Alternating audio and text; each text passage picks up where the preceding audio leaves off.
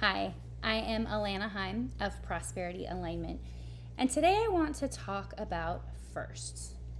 Firsts in the way of the first time you did something, you felt something, you saw something, you experienced something. There's an aspect of firsts that we don't have any expectation, we just allow. We allow it to happen without even thinking about it. And really, when we were infants and then toddlers and children, we didn't really care what was going to happen. We didn't really know what was going to happen. There was a sense of excitement. There was this adventurous part that came through and wanting to roll over or stand up, crawl, take first steps, right? And mom and dad were so excited. If you have children, you know. And even if you just kind of think back to your own childhood or seeing other children, there's such joy and excitement in those moments. And somehow, as adults, we lose sight of that. We forget. And all we want to do is judge ourselves, each other, everyone around us, because we start to expect it to happen a certain way. So, if you jumped on your bike for the first time, you really didn't know what was going to happen. What you hoped for was that result of being able to stay on and pedal and have balance and ride down the street. To be able to move in a way that wasn't just on your feet. I feel like 2020 is this year of firsts. For me, that means it's my first year in going into the cryptocurrency space, because at the beginning of the year, I set that intention to start to seek more money and find new avenues and opportunities. There are more firsts in the way of kind of over the last decade. There's a lot of systems that I've wanted to get out of, and this is a year of firsts where I started to intuitively know it was time to get out of the stock market, to get out of my retirement accounts, and wanting to manifest that in some way, right? How can I get my money out? And I've been actively working on that through my own tax planning over the last 4 years, really, since I started my business, in either converting my IRA into my Roth and having some of those conversions, being able to do different things that allow me to shift the buckets and shift where I want to be, where I want to go.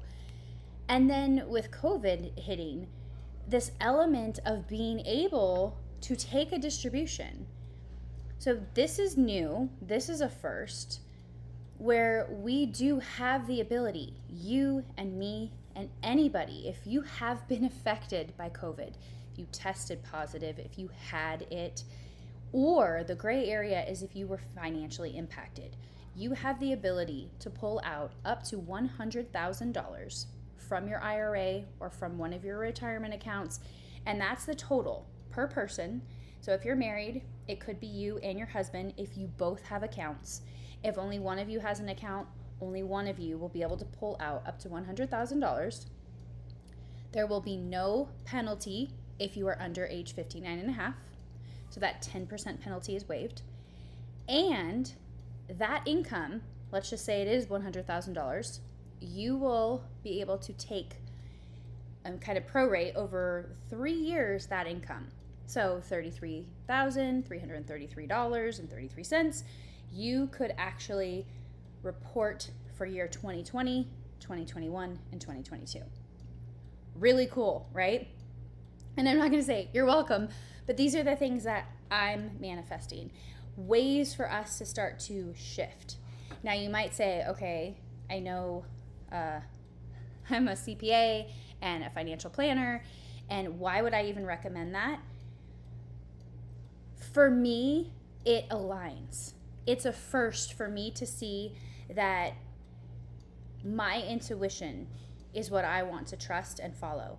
And the more that I set this path for what it is I want to create, the more it's showing up. The more the gifts are coming to me in the way of skills, information and knowledge that I can use, that I can pass on to you. Things are shifting in the world. The sun is in the gate 18. It continues until tomorrow night.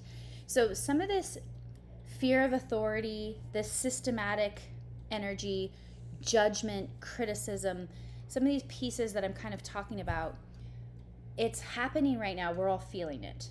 So if you're starting to notice where you have this new awareness of how you're judging yourself and judging in the way of thinking your way is right, someone else is not doing it perfect, and wanting to get it perfect yourself, but recognizing if it's your first time doing anything, what does perfect even look like?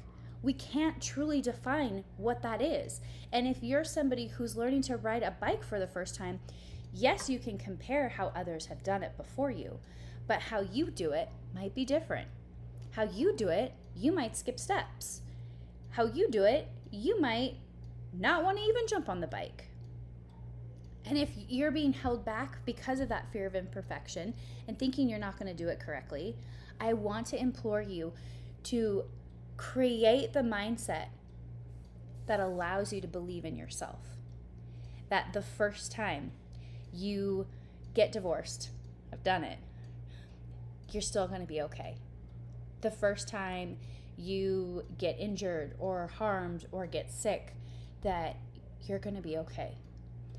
The first time you start to release some of these systems and maybe go into a space you're not used to, like cryptocurrency, you're learning. There is no perfection. But if you really see that what you want is only up and better and more aligned with who you are, God, source, universe, is going to be with you every step of the way, supporting you to get there. It might not always look the way you expect it, but when you trust and believe, it can happen. So I've pulled money and I've got some investment opportunities that have shown up. And I'm really excited because this will be the first time that my planner sense or the side of me that was taught all these rules and all these things you should do and how I've played it safe and I've done the right thing and I did work and I saved money and I put it into retirement and then I let it ride and I always was conservative. But let's be honest, I didn't know what it was doing. So now is my first time to finally feel that this is the investment or this is where I know there's great potential, and trusting that and putting a little in and realizing I got a second chance to put more in and taking that opportunity. And you can say taking that risk, but really trusting that alignment is what I'm doing. And it feels good. And recognizing too that, what's the worst that can happen? It's not worth shit, and it goes away. Would I be okay knowing that I'm putting 50 grand into something? Does that feel aligned? Do I trust it? And if I didn't, why would I do it? And I feel like a lot of times in the financial world, we put a lot of trust in other people, other products, other aspects, including the markets, and things that we know nothing about. And they're not really aligned for who we are and what we want to create in the world. So I implore you, if this is your first time trusting yourself, go for it. Have fun. There are so many firsts. This is the first time we finally have really dove into our garden, kind of creating this homestead, harvesting honey with bees. This is really kind of this first year of having them. All of these aspects that we really don't know, but there's so much information out there for us to go and gather.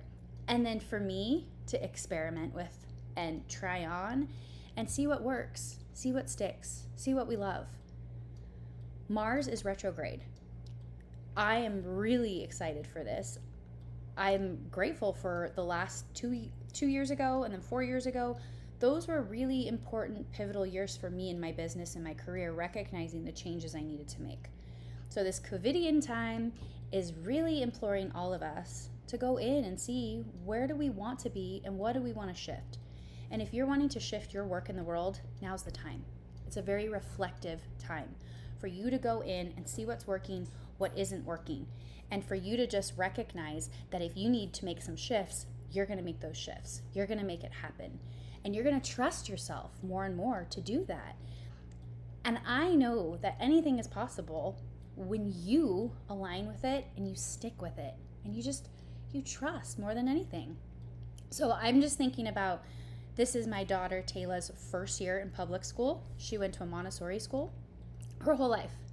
So she is taking her first tests, right? Crazy to think, a 7th grader taking her first tests. And to recognize that she doesn't even know what grades are, and asking about, what I think I got, what's this grade, and kind of figuring out, I think she's like, what's a C, and telling her it's average, and her being really excited for it. And for me to recognize there was no judgment, because believe me, I was not raised with getting C's, and I was that overachiever that got A's, some B's. My first C was more like in college, and I was devastated. And just recognizing how I could help her to see that there was no judgment, and making her feel bad for her first exam and getting this C, and how excited she was to realize it was average and she didn't fail, and that was important to her. So where are these firsts? We're going camping to Black Rock this weekend, and I'm super excited. And this isn't a first, but I think about the last time we went there, how my kids, their first time on bikes, learning to ride bikes, happened there.